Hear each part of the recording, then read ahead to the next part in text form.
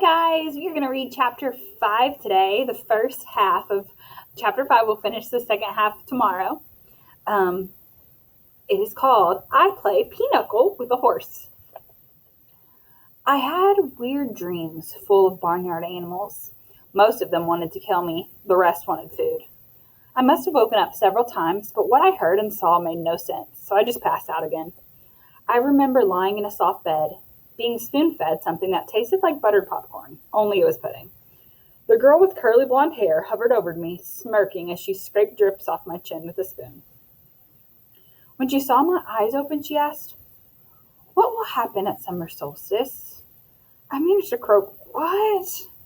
She looked around as if afraid someone would overhear her. "What's going on? What was stolen? We've only got a few weeks."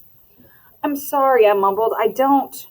Somebody knocked on the door, and the girl quickly filled my mouth with pudding.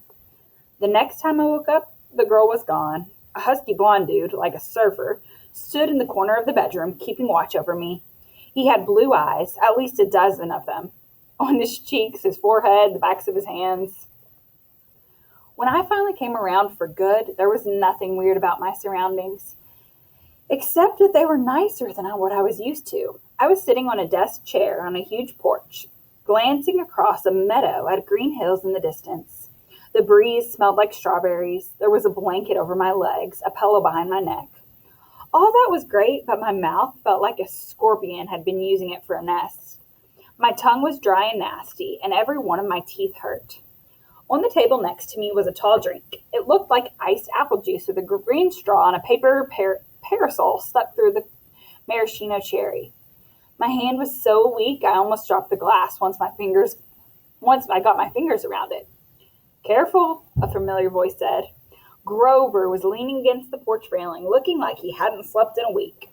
Under one arm, he cradled a shoebox. He was wearing blue jeans, Converse high tops, and a bright orange t-shirt that said Camp Half-Blood. Just plain old Grover, not the goat boy. So maybe I'd had a nightmare. Maybe my mom was okay. We were still on vacation, and we'd stopped here at this big house for some reason, and "You saved my life," Grover said. Well, I went back to the hill. I thought you might want this." Reverently, he placed the shoebox on my lap. Inside was a black and white bull's horn, the base jagged from being broken off, the tip splattered with dried blood. It hadn't been a nightmare. "The Minotaur," I said. Percy, this isn't a good idea." "That's what they call him in the Greek myths, isn't it?" I demanded. "The Minotaur, half man, half bull." Grover shifted uncomfortably. "You've been out for 2 days. How much do you remember?" "My mom, is she really?" He looked down. I stared across the meadow. There were groves of trees and a winding stream. Acres of strawberries spread out under the blue sky. The valley was surrounded by rolling hills, and the tallest one directly in front of us was the one with the huge pine tree on top. Even that looked beautiful in the sunlight. My mother was gone. The whole world should be black and cold. Nothing should look beautiful. "I'm sorry," Grover sniffled. "I'm a failure. I'm the worst satyr in the world." He moaned, stomping his foot so hard it came off. The Converse high top came off. The inside was filled with styrofoam, except for a hoof-shaped hole. "Oh, sticks," he mumbled. Thunder rolled across the clear sky. As he struggled to get his hoof back in the fake foot, I thought, well, that settles it. Grover was a satyr. I was ready to bet that if I shaved his curly brown hair, I'd find tiny horns under his head. But I was too miserable to care that satyrs existed, or even minotaurs. All that meant was that my mom had really been squeezed into nothingness, dissolved into yellow light. I was alone, an orphan.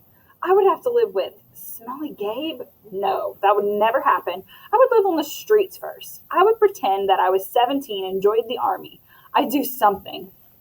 Grover was still sniffling. The poor kid, poor goat, satyr, whatever, looked as if he expected to be hit. "I said it wasn't your fault." "Yes, it was. I was supposed to protect you." "Did my mother ask you to protect me?" "No, but that's my job. I'm a keeper. At least I was." "But why?" I suddenly felt dizzy, my vision swimming. "Don't strain yourself, Grover. Here." He helped me hold my glass and put the straw in my lips. I recoiled at the taste because I was expecting apple juice. It wasn't that at all. It was chocolate chip cookies, liquid cookies, and not just any cookies.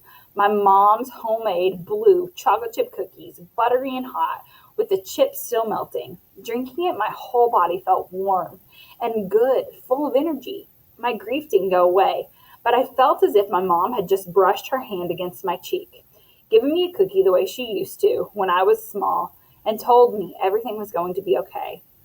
Before I knew it, I drained the glass. I stared into it. Sure, I'd just had the warm drink, but the ice cubes hadn't even melted. Was it good? Grover asked. I nodded. What did it taste like? He sounded so wistful. I felt guilty. Sorry, I said. I should have let you taste. His eyes got wide. No, that's not what I meant. I just wondered. Chocolate chip cookies, I said. My mom's, homemade. He sighed. And how do you feel? Like I could throw Nancy Boba Fett about 100 yards. That's good, he said. That's good. I don't think you could risk drinking any more of that stuff. What do you mean? He took the empty glass from me gingerly, as if it were dynamite, and set it back on the table. Come on. Kyron and Mr. D are waiting. The porch wrapped all the way around the farmhouse. My legs felt wobbly trying to walk that far. Grover offered to carry the Minotaur horn, but I held on to it. I paid for that souvenir the hard way. I wasn't going to let it go. As we came around the opposite end of the house, I caught my breath. We must have been on the north shore of Long Island because the side of the house, the valley, marched all the way up the water, which glittered about a mile in the distance. Between here and there, I simply couldn't process everything I was seeing. The landscape was dotted with buildings that looked like ancient Greek architecture. An open-air pavilion, an amphitheater, a circular arena, except they all looked brand new, their white marble columns sparkling in the sun. In a nearby sandpit, a dozen high school-age kids and satyrs played volleyball. Canoes glided across a small lake. Kids in bright orange t-shirts like Grover were chasing each other around the cluster of cabins nestled in the woods. Some shot targets at an archery range. Others rode horses down a wooded trail.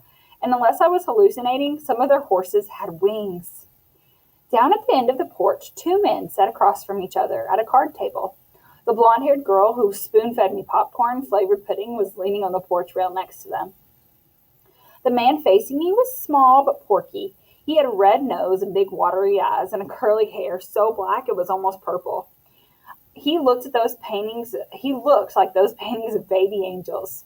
What do you call them? Hubbubs? No, cherubs. That's it. He looked like a cherub who turned middle-aged in a trailer park. He wore a tiger pattern Hawaiian shirt, and he would have fit right in at one of Gabe's poker parties. Except I got the feeling this guy could have outgambled even my stepfather. That's Mr. D, Grover murmured to me. He's the camp director. Be polite. The girl? That's Annabeth Chase. She's just a camper, but she's been here longer than just about anybody. And you know Chiron. He pointed at the guy whose back was to me. First, I realized he was sitting in a wheelchair. Then I recognized him, the tweed jacket, the thinning brown hair, the strangly beard. Mr. Brunner, I cried.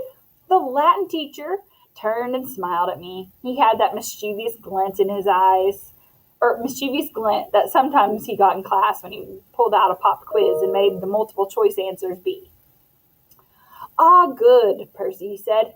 Now we have 4 for Pinochle. He offered me a chair to the right of Mr. D, who looked at me with bloodshot eyes and heaved a great sigh.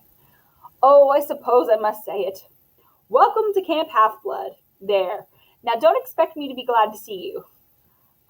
Thanks. I scooted a little further away from him, because if there was one thing I had learned from living with Gabe, it was how to tell when an adult has been hitting the happy juice. If Mr. D was a stranger to alcohol, I was a satyr. Annabeth, Mr. Brunner called to the blonde girl. She came forward and Mr. Brunner introduced us. This young lady nursed you back to health, Percy. Annabeth, my dear, why don't you go check on Percy's bunk? We'll be putting him in cabin 11 for now. Annabeth said, Sure, Chiron. She was probably my age, maybe a couple inches taller, and a whole lot more athletic looking.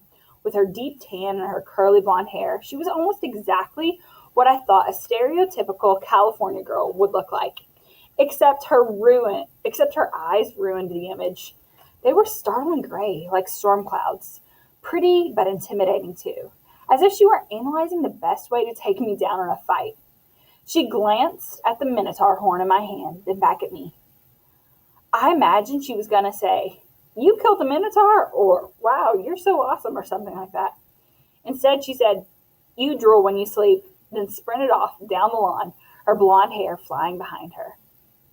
All right, guys, we are going to stop there today. We'll finish up tomorrow and see the conversation that Percy is going to have with his new teachers or camp directors and see how that goes. All right, go ahead and make sure you go to Google Classroom and answer your question for today, and I will see you guys tomorrow.